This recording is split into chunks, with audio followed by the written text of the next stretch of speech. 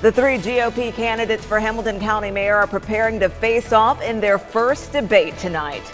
Plus, a Tennessee father is keeping the memory of his daughter alive as he works to improve highway safety across the volunteer state. And the world is on high alert as more signs and intelligence are pointing toward a Russian invasion of Ukraine. Local 3 News at noon starts now. This is Local 3 News at noon. Thank you so much for watching Local 3 News at noon. It is Friday. We're talking about it is Monday, right? Yes, exactly. Not in there. It is Monday and it is February the 21st. So again, welcome and thanks for joining us. And the three GOP candidates for Hamilton County Mayor are preparing to face off in their first debate tonight. And here's the information we have about that. And we are talking about that. One of the things, they're all focusing on their issues and different things, whether it is education, whether it is programs for youth as well. Let's listen to what they had to say. It certainly is a financial stewardship position. You're the person who writes an $830 million budget every year. And then by virtue of being a financial position, 64% of that budget is education. So I'd suggest to you, it is an education position more than we probably have ever recognized. I want to use the office of mayor as a platform to get the word out and to communicate to students and to their parents and to the entire community the value of the trades and building our workforce to stay here and work in Hamilton County. I was very fortunate to be elected unanimously by my fellow commissioners. So I have a great relationship working with them, and that's going to be important for the next mayor. The debate will take place at the studios of Socially You, located on East Main Street. It will begin tonight at 6:30. It will also be live broadcast on MeTV Chattanooga. Stay with Local 3 for more on this event. Now, on the Democratic side, there is only one candidate running, 25-year-old Matt Adams. He'll face the winner of the Republican primary in the August general election. He says one of his top priorities is education. And here in the Tennessee Valley, again, Election Day is set for May the 3rd, with early voting beginning on April 13th. All right, let's switch gears. We are talking some weather today, starting off this Monday. Let's get to meteorologist Cedric Haynes here in the studio. Yes, it is Monday as we start off a new week. And one of the things, it's kind of cloudy and overcast and a chance for rain throughout the week this week, too. That's right. And really, you know, it's interesting because the weekend was very nice. And Yesterday was great. Yes. Today, starting off pretty good. But not things too bad. It's about to change. You're going to get tired of me talking about rain chances here coming up, which is interesting because it is Severe Weather Awareness Week, Latrice. And speaking of that, as you know here, Severe Weather Awareness Week, of course, Sunday we talked about the Skywarn spotters. Of course, those are spotters that are trained in the community and that can determine what's going on out there and send in official reports. So we always appreciate that. But today happens to be flooding and flash floods. That's the awareness of flooding situations going on out there. And that's going to play a part in our forecast as we go throughout this week. So very interesting there. Of course, Tuesday, we'll focus on the lightning potential and the concerns with lightning. And then Wednesday, obviously the big one when we talk about the tornado safety across the area. Thursday, we talk about severe thunderstorms. And on Friday, we'll talk about weather radios and how to get those emergency alerts there, not only on the weather radios, but on your mobile devices and things like that. And of course, finally, we'll wrap things up on Saturday with social media importance. Now, as we take a look at your weather fatalities here over the past 30 years or so, the top 3 basically weather killers, as we'd call them. Of course, number 1 is heat, but number 2 is flooding. Yeah, that's above tornadoes. So that's why we are focusing in on flash flooding. Of course, why is the flooding risk greater in wintertime? Well, because less sunlight means cooler and less evaporation. The vegetation is dormant, and so you get the different type of flooding that occurs. Of course, flood stage is when the water gets to that level where we start to see flooding occurring. So that's basically it for you on your flooding situation. Of course, we'll talk about our weather forecasts coming up. Thank you so much, Cedric, and we'll check back with you a little later in the show. Turning now to developing news, the case against Courtney High begins this week. He's accused of killing Bianca Horton back in 2016. Horton was set to be a witness for the state in a murder trial when she was killed before she could ever take the stand. High, along with 2 others, are accused in her death. If convicted, the state is seeking the death penalty. We'll have a crew at the trial this week and we'll bring you updates on this story as the case unfolds. Well, a Tennessee father is working to improve road safety after the death of his daughter. The Hannah Eimers Memorial Tennessee Roadside Safety Hardware Act would require testing crash cushions and guardrail in terminals on public highways and roads. It's named after 17-year-old Hannah Eimers, who died in a car crash in McMinn County in 2016. Her car slammed into an X-Lite guardrail. Now her father is pushing for these guardrails to be tested by labs not affiliated with the manufacturer. There is no doubt the X-Lite that killed Hannah, had these measures been in place, would have never made it to the roadside in McMinn County. Local 3 received a statement from the Lindsay Corporation, which makes these guardrails. They said these products were examined and re-examined by the Federal Highway Administration, which did not show any conclusions that the X-Lite was unsafe. You can read the full statement inside our app. Meanwhile, in Brunswick, Georgia, closing arguments are set to start in the federal hate crimes trial of the 3 men convicted of killing Ahmaud Arbery. Gregory McMichael, his son Travis McMichael, and William Rodney Bryant killed Arbery in February of 2020 after chasing him down while he was jogging. Both sides rested their cases last week after 4 days of testimony from 20 witnesses during the trial. Arbery's mother says she is confident in the case presented by the Department of Justice. She says she is expecting the jury to return a guilty verdict this week. Over the weekend, the Chattanooga Fire Department worked to clear out a blaze at an abandoned building on Broad Street that was scheduled for demolition. Officials say the building is usually frequented by the homeless community. Thankfully, no one was injured. The world is watching and waiting for Vladimir Putin's next move. Sources from NBC says U.S. intelligence shows Russian military officials have been given the green light to invade Ukraine. Here's Bree Jackson with more from Washington. Citing credible intelligence, U.S. officials say Russia's military has already been given orders to invade Ukraine. As the president has said, we believe that Putin has made his decision. Period. This comes amid increased tensions in the region, with more than 1,500 explosions over the weekend. The U.S. alleges Russians are trying to create a pretext for war, claims Russia denies. There is no innovation, and there is no such plans. Ukrainian officials are calling for an immediate ceasefire. We have already 2 people dead, 11 people wounded, and it keeps going as we speak. The U.S. is threatening sanctions if an attack occurs, including disrupting Russia's economy and flow of oil. The president has all the power he needs to do it. While also warning Americans could face consequences, ranging from higher gas prices to cyber attacks. It's certainly part of their playbook, and we've been engaged for many months now, first of all, in helping Ukraine itself bolster its cyber defenses. The administration is leaving the door to diplomacy open. I will leave no stone unturned to do that. Secretary of State Blinken plans to meet with his Russian counterpart Thursday. In Washington, Bree Jackson, NBC News. Both meetings with Russia largely depend on Russia's actions over the coming days. President Biden will hold a virtual meeting with G7 leaders Thursday to discuss the crisis. Coming up on Local 3 News at noon. Millions of people are hooked on Wordle. I'm Jamie Tugger. Coming up, if you can't get enough of that puzzle game, I found some real challenging puzzles.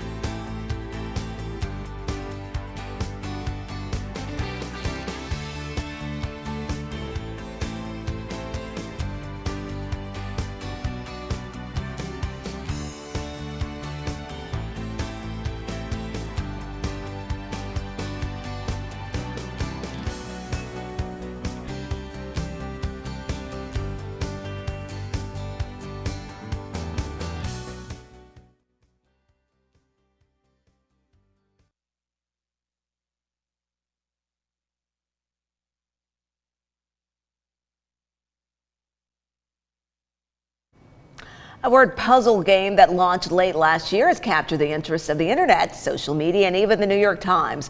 Wordle is being played by millions of people every day.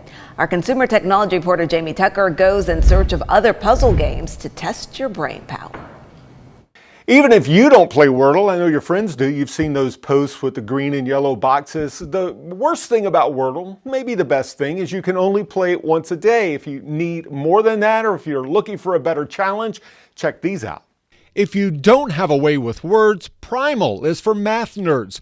Guess the 5-digit prime number. I hear this one is pretty tough, even for people who love numbers. Worldle is a challenging geography game. Guess the country of the day by its shape, and every incorrect guess tells you how far away you are.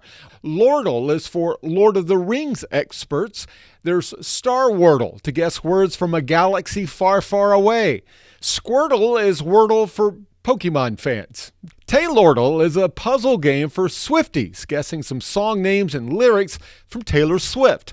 Joodle is Wordle for Jewish culture. This one's not easy unless you know a little Yiddish and Hebrew. Sidaqordle is almost an endless word puzzle, guessing not one but 4 words at the same time. And if you'd rather stick to Wordle, but it isn't difficult enough, try Absurdle, that changes the word of the day with every guess. You see, words are eliminated after each guess until only one word can be formed with the remaining letters. This one's really tough, so the word of the day for you won't be the word of the day for someone else. Absurdle is super challenging, so bring your A game. And remember, you can share the results on Facebook or Twitter, but that doesn't mean you have to. Some people are annoyed by that. Now, I have links to all of these puzzles on my blog, whatthetech.tv. That's What the Tech. I'm Jamie Tucker. Well, the original Wordle game became so popular, the creator sold it to the New York Times for a reported 7 figures. Ahead on Local 3 News at noon, crews were able to rescue a young lady from an Alabama cave over the weekend. Details coming up.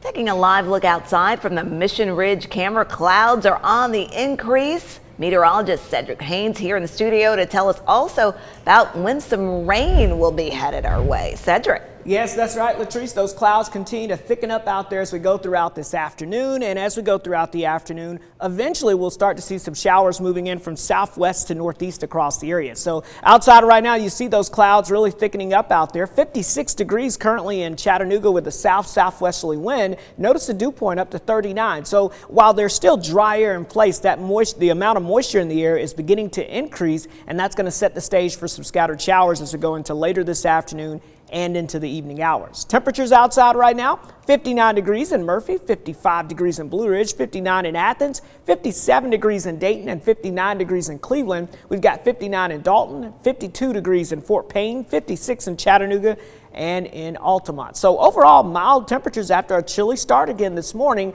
But again, with those clouds thickening up, that's going to set the stage for the potential of rain. And as we look at the radar right now, you're saying not much out there. And that, again, is the case with that dry air in place. But if we look just off to our south and west, you can see we're starting to see some rain building in from the south and west. So notice places like Gadsden down towards Anniston and over towards Rome now, beginning to get in on some of that light rain shower activity. And the brunt of this is moving off towards the east, but this is a part of a larger wave of rain that's beginning to lift to the north. This is associated with a warm front. So you can see showers stretching back from LaGrange, Georgia, over towards Birmingham and over towards Tupelo. And this is activity is lifting off towards the north and east. So I do expect rain showers to increase across the area as we go into the afternoon hours thanks to this southwesterly flow. And this is all ahead of our next big storm system, which is still way off to the north. But this is just this southerly flow coming out of the Gulf of Mexico, increasing the moisture. So this is just wave number one of what will be multiple waves of rain as we go into the next couple of days. And that rainfall could add up in some spots there to several inches of rain. So